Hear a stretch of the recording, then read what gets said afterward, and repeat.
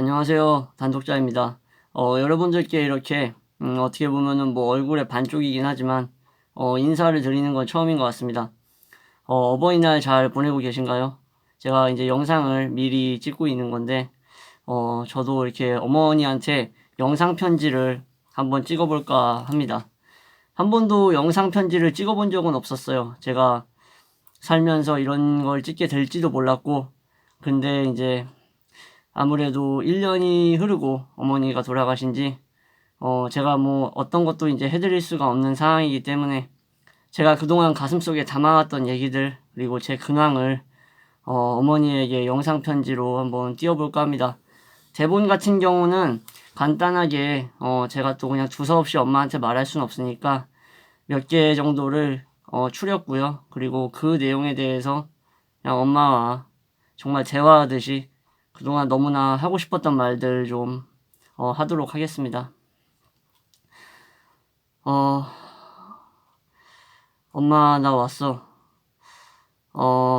내가 정장을 입으면 귀티가 흐른다고 엄마는 말을 했었지. 그래, 기억을 하지? 근데 그래서 정장을 입고 왔어. 이렇게 엄마에게 영상 편지를 띄우게 될 줄은 생각도 못했지, 사실상. 머리를 좀 잘라야겠다, 그지 엄마? 하긴 내가 숱이 너무 많아가지고 조금만 이렇게 머리가 자라도 좀 답답해 보이는 것 같아. 어떻게 이렇게 숱이 많은 것까지 엄마를 닮았는지 모르겠어. 참 별거를 많이 닮았어, 그지? 엄마가 중환자실에서 나를 보면서 울먹이면서 했던 말을 내가 평생을 못 잊고 있어. 내 새끼 울지 않기로 했지라는 말이었어, 그지? 아들이 마음이 너무 여린 걸 엄마는 잘 알고 있었고, 그래서 그 말을 했거나 아니면 내가 그 자리에서 울어버리면 엄마가 견디기가 힘들 것 같아서 나한테 그렇게 말을 했을 거라고 생각을 해. 그래서 그 자리에서 뭐 다행히 울진 않았지. 근데 엄마가 떠나고 나서 난 거의 뭐 매주 울고 있어, 사실. 근데 엄마 이건 근데 솔직히 도저히 어쩔 수 없는 부분인 것 같아. 미안해. 잘 지내는지 궁금해. 얼마 전에 장미도 엄마 곁으로 갔어. 사실상 우리 식구 중에서 장미가 엄마를 가장 사랑하지 않는다고 엄마가 얘기했었는데, 근데 또 아이러니하게도 장미가 어떻게 우리 식구 중에서 엄마한테 가장 먼저 갔네, 그지? 나는 엄마, 강아지가 그런 소리를 내는 거는 한 번도 들어본 적이 없었어, 여태까지. 장미가 떠나는 날 어떤 기괴한 일종의 단말마가 들렸어. 장미는 현관문 앞에서 편하게 휴식을 취하고 있었는데 나는 당연히 내 방에 있었고 아버지도 아버지의 볼일을 보고 있었지, 집에서. 근데 갑자기 장미가 평생 듣도 보도 못한 괴성을 내는 거야.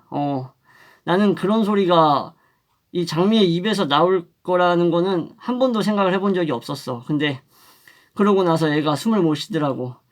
그래서 나는 너무 놀라서 그냥 우리 장미가 무슨 일이 생긴 거 아닐까. 정말 이러면 안 되는데, 장미야.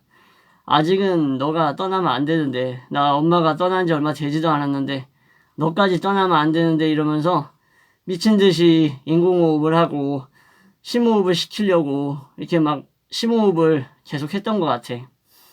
아버지도 난리가 났었고 나는 완전히 패닉 상태였지. 미친 듯이 장미를 가슴에 안고 대낮인데 동물병원으로 갔어. 이 어떻게 보면은 나이도 먹을 만큼 먹은 남자가 강아지를 가슴에 품 안에 안고 울먹이면서 문을 박차고 들어갔다라고 생각을 해봐. 동물병원에. 그 동물병원의 간호사하고 의사들이 얼마나 놀랐겠어, 그지? 진짜 이런 광경은 거의 못 봤을 거란 말이야. 근데 엄마도 알잖아. 엄마 닮아가지고 내가 동물 엄청 사랑하는 거. 그래서 거의 뭐 울상이 돼서 눈물을 흘리면서 맡겼지, 동물병원에. 근데 결국에는 애가 살아나지를 못하더라고. 나 장미가 그렇게 떠날 줄은 나는 생각을 못했어. 그리고 장미를 내 품에 안고 이렇게 집에 와서 그냥 얼마나 울었는지 몰라, 엄마. 진짜. 아직은 아니라고 내가 수천 번을 되뇌었던 것 같아. 제발 가지 말라고. 지금은 아니라고 내가.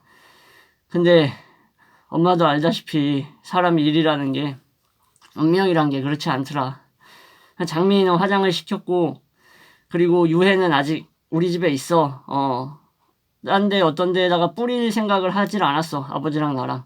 아마 계속 나무 상자에 들어있는 장미의 유해는 우리가 이사 갈 때마다 가지고 다닐 것 같아. 아버지랑 둘이 지내는 거 어떠냐고? 뭐 남자 둘이 지내는데 엄마도 예상이 되잖아. 아버지는 아버지 나름대로 그냥 조용히 지내고, 나도 내 방에 박혀가지고 책 보고 공부하고, 나는 이게 전부였잖아 항상. 그치? 되게 적막해. 그리고 엄마가 항상 국도 해주고 그랬는데 이제 국을 해줄 사람이 없어.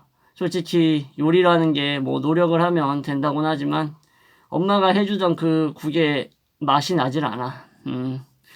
엄마가 없는 세상은 그냥 지옥이야. 완전 아주 쓰레기 같은 세상이야 엄마. 유일하게 엄마가 나랑 미술과 문학에 대해서 얘기하던 사람이잖아. 그치? 그래서 내가 책을 보다가 어떤 내용이 나오면 엄마 불러서, 엄마 이런 부분이 있어. 이런 부분에 대해서 엄마 어떻게 생각해? 엄마 이 사르트르라는 문학가가 있어. 사르트르는 실존주의자였는데 이런 멋있는 얘기를 했다. 엄마 들어봤어? 이런 식으로 말이야. 그지? 엄마는 또 아들이 그런 얘기를 하니까 엄마도 또 궁금해가지고 그랬냐고 나한테 얘기해줬고, 이 씨발 이제 이 세상에는 그런 얘기를 나랑 나눌 사람이 없어 엄마. 미안해. 욕하게 돼서 미안한데 근데 엄마 욕을 못 끊겠어 솔직히. 근데 이해는 해줬으면 좋겠어. 왜냐면은 아들은 술 담배를 안 하잖아. 그지? 술 담배를 안 하니까 뭐 욕 정도는 할 수 있잖아. 뭐 욕까지 못하면은 뭐 내가 어떻게 버틸 수 있겠어. 뭐 술 담배 욕 다 안 하면 좋긴 하겠지. 그지? 근데 그래도 뭐 어쩔 수 없는 것 같아 이거는. 요즘 읽고 있는 게 있어. 요즘 읽고 있는 게 바로 이 미술사 책인데, 여기에 이제 영국의 그 화가들 얘기가 많이 나와. 나는 엄마랑 영국 회화 얘기를 해본 적이 없었던 것 같아. 나는 이 로랭은 프랑스 사람이었지만 뭐 게인즈버러라든지 뭐 이런 사람들, 뭐 또 로세티 뭐 이런 사람들이 있는데, 그런 사람들에 대해서 엄마한테 갔을 때 못다한 얘기를 나누려고 내가 미술사를 다시 엄마 처음부터 공부하고 있어.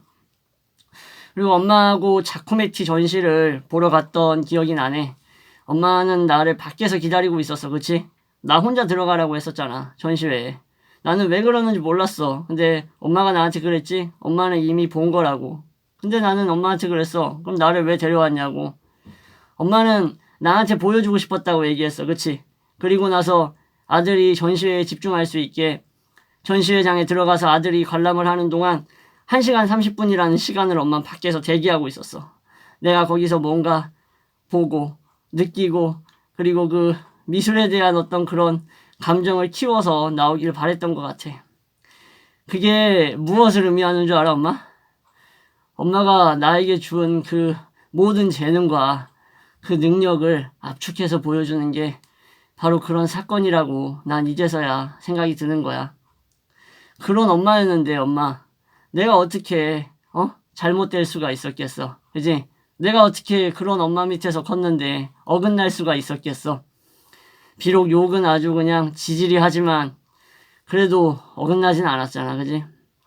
그리고 하나 또 얘기해주고 싶은 게 있어. 면접을 보러 많이 다녔어 요즘. 근데 면접 볼 때 면접관들이 신기해하더라고. 아니 무슨 지원자 녀석을 뽑아넣으려고 하니까는 와가지고 오히려 지가 면접관처럼 구네. 뭐 연봉은 얼마인지, 뭐 시설은 어떤지, 뭐 이런 거를 뭐 지가 오히려 다 물어보니까 좀 의아해 하더라고. 그래서 나한테 막 물어보더라고. 그런 부분에 대해서. 내가 얘기했어 엄마. 난 잃을 게 없는 사람이라고. 거기서 엄마 면접관들한테 내가 잃을 게 없다라고 얘기하는 게 무슨 의미인지 알겠지?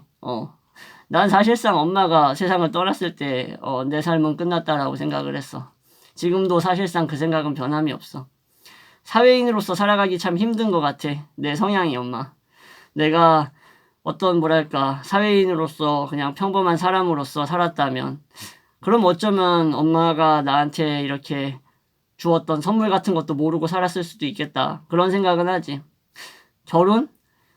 결혼은 엄마 미안하지만 내가 다음 생에 다시 만났을 때 그때 결혼해서 엄마한테 손자하고 손녀도 안겨줄 수 있게 그렇게 할 생각이야.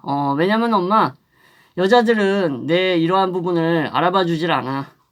똑똑한 거 필요 없어 엄마. 여자 만날 때 그냥 잘생기고 키 큰 게 다야. 요즘 애들이 다 그래. 바보 같지.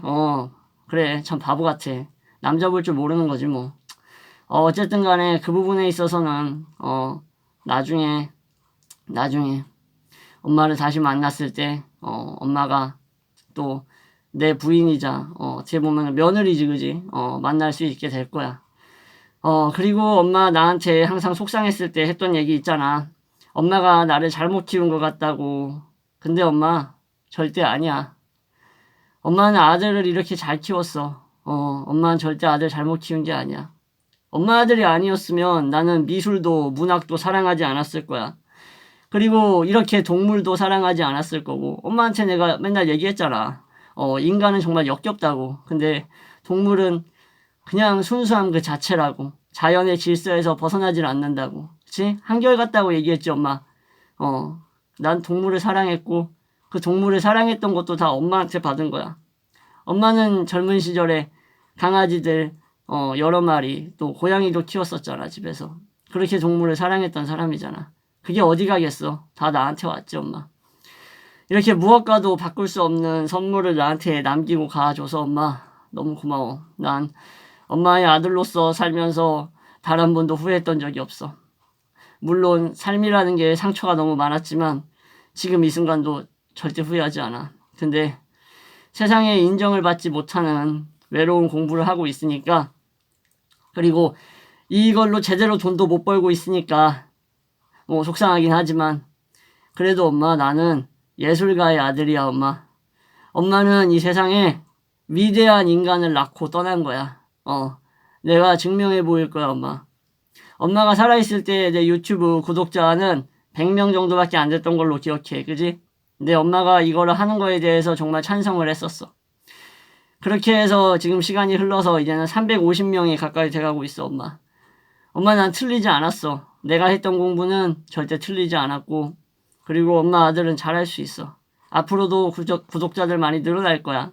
시청자들도 많이 늘어날 거고 언젠가 살아서 아니면 죽어서라도 나는 엄마 인정받을 수 있을 거야. 솔직히 이제는 너무 지쳤어 엄마 내가 살아가는 거에 대해서. 그래서 옛날에는 욕망이 많았지. 바라는 것도 수십 가지나 있었고 근데 이제는 내가 바라는 거는 단 2가지밖에 없어 엄마. 엄마가 그토록 바라던 게 하나가 있었어. 그치? 기억해? 아들이 잘하고 좋아하는 일을 하면서 살아가는 거. 그게 첫 번째였지 그지? 그리고 내가 바라는 게 하나가 있어. 엄마를 다시 만날 때까지 이 인문학과 엄마로부터 물려받은 예술을 끝까지 지키고 사랑하며 사는 거야. 나는 엄마 다시 만날 날이 그렇게 길지 않을 거라고 생각해. 그렇게 오래 걸리지 않을 거라고 생각을 해 엄마. 이런 얘기하면은 무슨 소리 하냐고 나한테 엄마는 분명히 뭐라고 할 거야. 그지? 근데 엄마가 없는 세상은 아무 의미가 없어 엄마. 오래 살지 못할 거라는 말 이제는 내가 하고 있어. 엄마가 항상 밤에 잠들기 전에 나를 불러서 얘기했지. 병마와 싸우면서 몸에 고통스러워서 마약을 주입하면서 나한테 얘기했지. 오래 살지 못할 거라고. 그치? 이제는 그 말을 엄마 내가 하고 있어. 나도 엄마 오래 살지 못할 거라고 생각을 해. 엄마 집안이 단명이었다면 나 또한 엄마 집안 사람이잖아. 그치? 그래. 하지만 나는 그거에 대해서 조금의 슬픔도 두려움도 없어 엄마. 왠 줄 알아? 내가 오래 살지 못한다면 그만큼 엄마를 만날 날이 가까워진다라는 것을 의미하잖아. 그렇잖아. 내가 오래 살수록 엄마를 만날 시간이 더 늦어지는 거겠지. 그치? 그래서 내가 3년을 더 살든 5년을 더 살든 정말 불의의 사고로 세상을 떠나든 뭐 어찌됐든 간에 나는 정말 너무 행복할 것 같아. 그때 의식이 남아있다면 조금의 어떤 사리분별할 수 있는 능력이 남아있다면 드디어 내가 엄마한테 가서 못다한 음악 이야기, 미술 이야기, 내가 읽은 문학 얘기들 마음껏 들려줄 수 있겠구나, 후회 없이 말할 수 있겠구나라는 생각에 나는 그 죽음 자체가 너무 기쁠 것 같아, 엄마. 그래, 엄마. 이렇게 해서 영상 편지를 한번 써봤어. 장미랑 초롱이랑 잘 있지? 그래도 장미가 내 곁에서 너무 빨리 떠나서 마음이 아프지만 엄마가 또 장미 초롱이랑 이렇게 같이 셋이 있을 거 생각하니까 그래도 어떻게 보면 다행이라고 생각해. 어떻게 보면은 엄마를 가장 사랑한 건 장미였던 것 같아. 엄마 생각이랑 다르게. 엄마는 장미가 제일 사랑하지 않았다라고 얘기하지만 사실상 장미가 엄마를 가장 사랑했으니까 엄마 품으로 그렇게 빨리 간 거겠지, 그치? 사람들은 본인들의 부모와 함께 행복한 시간을 보내고 있어. 어버이날이 되면. 나는, 글쎄, 엄마, 나는 5월 8일이면 핸드폰을 끄고, 다음 5월 9일이 될 때까지 핸드폰을 켜지 않을 거야. 엄마 너무 사랑하고, 엄마가 낳은 아들은 그 무엇도 대신할 수 없어. 인간으로서 위대한 게 무엇인지, 나날이 증명하면서 살다 갈게. 너무 사랑하고, 다시 태어나도 난 엄마 아들이야. 그래. 다시 또 만나자, 엄마. 네, 이상으로, 엄마에게 보내는 영상 편지를, 마치도록 하겠습니다. 정말, 많이, 여러 생각이 드네요. 예. 여러분들이 옆에 계신 부모님들에게 정말 그 소중함을 항상 생각을 하면서 최선을 다했으면 좋겠습니다. 저는 사실상, 많이 망가졌어요. 예, 정신도 솔직히 제정신이 아니라고 생각을 합니다. 맨날 카톡 메시지에다가, 이상한 소리 쓰고, 죽고 싶다라는 얘기도 가끔씩 올리고. 어떻게 하겠어요. 예. 나하고 이런 얘기를 나눌 수 있는 사람은 이제 없는데. 어느 누가 나하고 이런 음악과 미술에 대한 얘기를 이렇게 나눌 수가 있겠습니까? 우리 엄마가 나한테 해줬던 것처럼. 그쵸? 그런 건 없습니다, 세상에. 저도 이젠 그걸 알아요. 옛날엔 그런 사람을 찾아봤는데 그런 사람은 세상에 없다라는 걸 이제 알아요. 아무튼 이렇게 해서 여러분들 많이 놀라셨을 것 같아요. 영상에 갑자기 얼굴이 나오니까. 아무튼 뭐 여러 의미에서 좋게 보셨으면 하고요. 어버이날 부모님과 정말 후회 없이 행복하게 보내셨으면 좋겠습니다. 네, 감사합니다.